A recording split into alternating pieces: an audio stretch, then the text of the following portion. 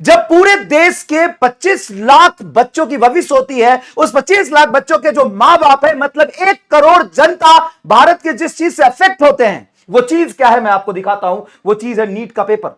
और उस नीट के पेपर में पूरे इंडिया जहां पे आता है, कोटा, दिल्ली, चेन्नई, मुंबई, महाराष्ट्र, इंडिया के सबसे बड़े बड़े सिटी, लेकिन वहां पे पढ़ाई नहीं हो रही भाई ना। वहां पढ़ाई नहीं हो रही। पढ़ाई हो रही है तो सिर्फ सीकर में, जहां पे नेशनल एवरेज से 600% एक्स्ट्रा टॉप रिजल्ट आते हैं। जहां पे 50 ऐसे सेंटर जहां से टॉपर आए हुए हैं, उसमें से 37 सेंटर सीकर के हैं भाई साहब। लेकिन एनटीए को कोई फर्क नहीं पड़ता ना, ना कोई फर्क नहीं पड़ता।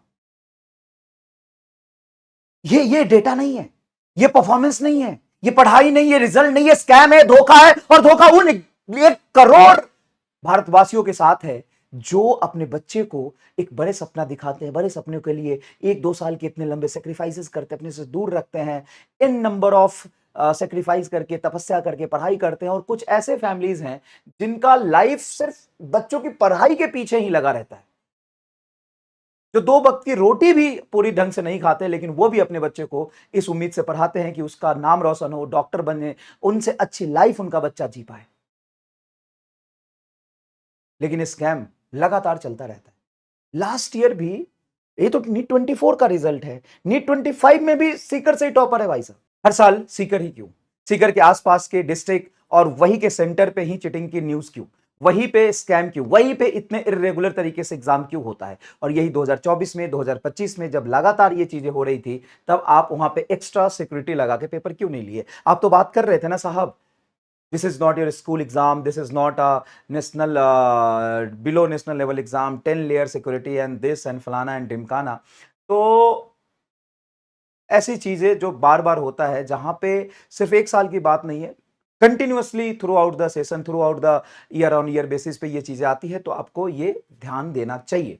तो हम एज अ टीचर्स आपसे यही विनती करेंगे कि लाखों बच्चे अपने मेहनत और अपने डेडिकेशन, अपने सेक्रीफाइसेस को लेकर के यहां तक पहुंचते हैं, और उनके सपनों पे इस तरीके से पानी फिर जाना अच्छा नहीं है।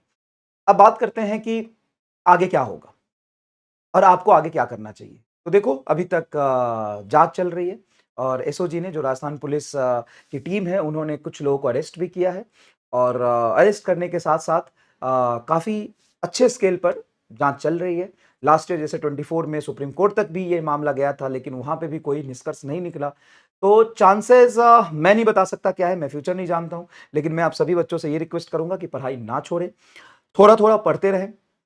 एग्जैक्टली पूरे इंडिया में रीनीट हो जाए ये तो नहीं पता, कितना लेवल पे इंपैक्ट हुए हैं बच्चे, कितने लेवल पे चीटिंग हुई है या क्या हुआ है, इसके आने के बाद ही पता चलेगा। लेकिन अभी तक आप थोड़े थोड़े पढ़ाई कर सकते हो, अपना समय खराब ना करें। साथ में कोई अपडेट आता है तो मैं जरूर आपको बताऊंगा, जो जेन्यून होगा, और जैसा भी जो भी अपडेट होगा मैं आप तक बता दूंगा। फिलहाल मुझे लगता है कि, मुझे क्या लगता है, मैं अपने ओपिनियन रख सकता हूं, जितने सेंटर्स पे ऐसी चीजें हुई हैं वहां पे तो री एग्जाम शायद होगा ही होगा, लेकिन पूरे इंडिया में होने के चांसेस मुझे बहुत कम लग रहे हैं। लेकिन एनटीए को और बाकी सिस्टम को, पूरे सिस्टम को सुधार की बहुत जरूरत है। ठीक है, धन्यवाद।